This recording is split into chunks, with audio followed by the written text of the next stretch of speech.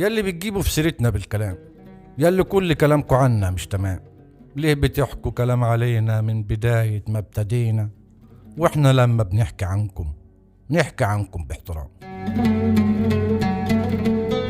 بس لو بياتوا تحكوا او تقولوا، حتى لو مليون رسالة توصلوله، لو فضلتوا سنين بحالها تبعتوله، مش هيسمع او هيديكوا اهتمام.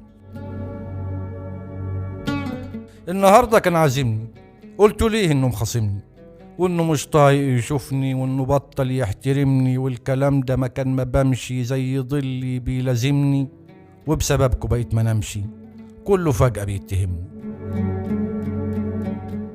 اني بعته واني خنته واني سبته ومش لازمني وانه سابني وانه عابني وانه واجعني وألمني.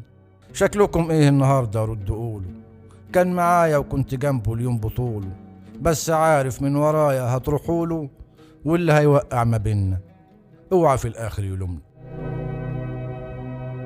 اللي عادي مش مصدق حقه يسأل، بس لو عايز يفرق لا هيزعل. يعني رأيي انه لو يتلم افضل، مش هعدي لحد تاني لو هاجمني. انتوا ليه شغلين دماغكم تملبين؟